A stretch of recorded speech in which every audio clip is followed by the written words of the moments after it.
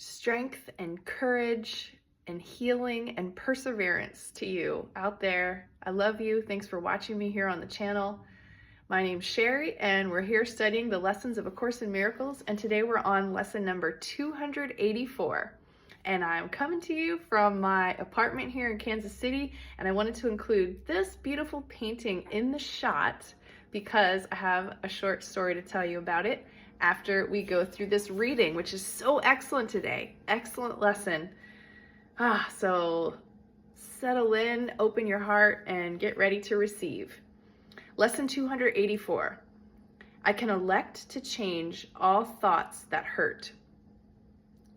Loss is not loss when properly perceived. Pain is impossible. There is no grief with any cause at all, and suffering of any kind is nothing but a dream.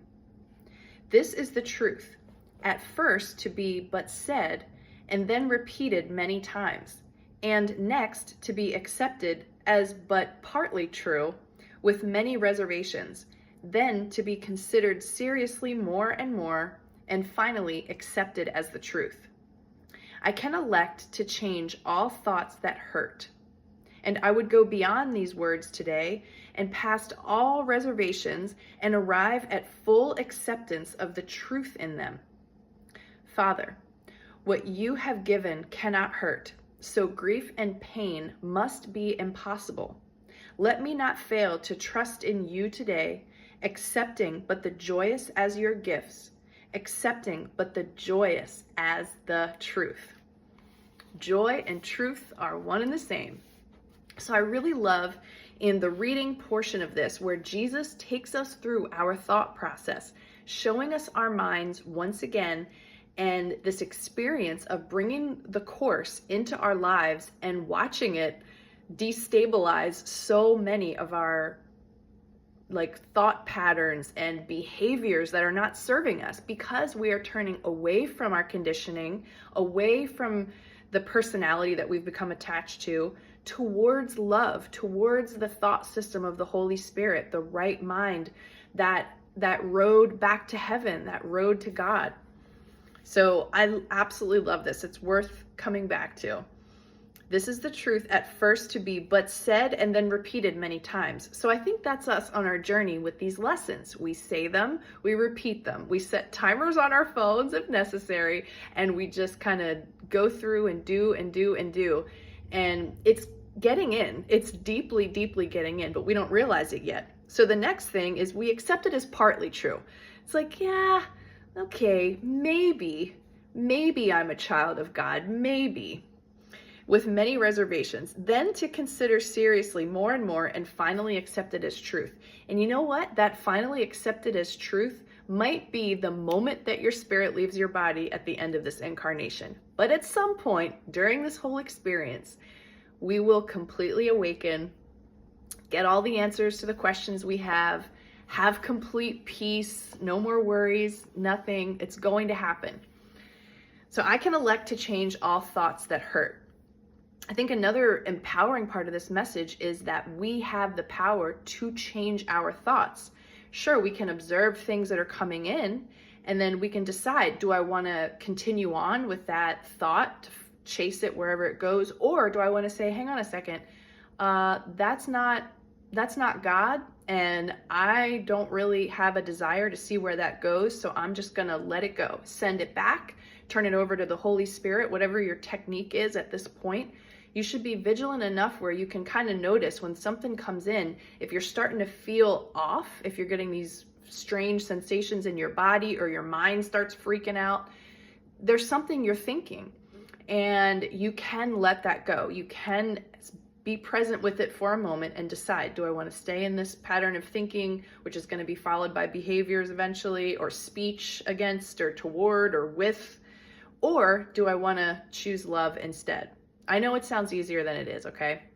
So the reason I wanted to keep this picture in the shot is because my beautiful Aunt Joan, who is the primary reason that I decided to move out here to Kansas City, she lives an hour north, and she has been painting all of her adult life. She's 88 years young, and she's starting to want to give away her paintings. So I went to visit her a couple days ago, and she sent me home with a painting of my choice. So I hung it up, and I had some new beautiful friends came over today. I hired some movers to help me move in some of the furniture that I purchased that I couldn't ship and carry myself.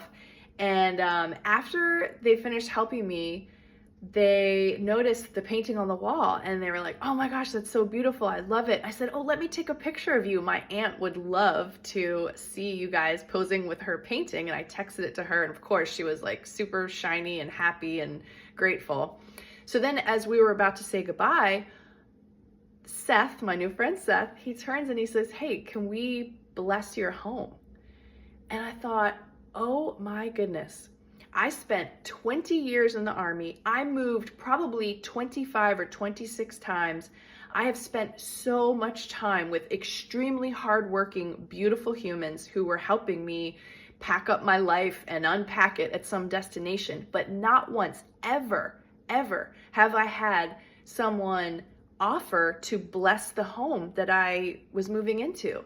And so I was in tears, like just starting to cry at the end of it, and just thinking like, my God, I was led here, and this is the first time something like this is happening, and it just feels so beautiful, so synchronistic, feels like a friendship, and just I feel so grateful for just knowing that there are these just beautiful angels, Christ-minded, Christ-like people who are not afraid to express their faith. And maybe you're wondering, I didn't say anything about A Course in Miracles or Jesus or anything that I can think of. So this is just a practice that he has when he's helping people move into their new homes, which I think is beautiful.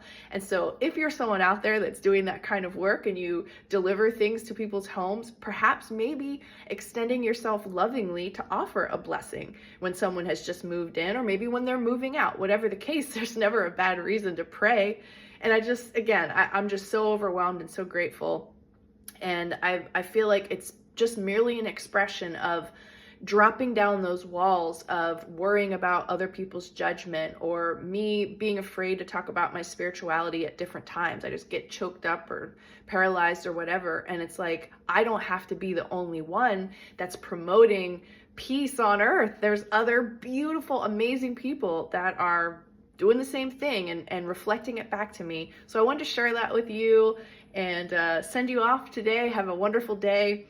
I can elect to change all thoughts that hurt.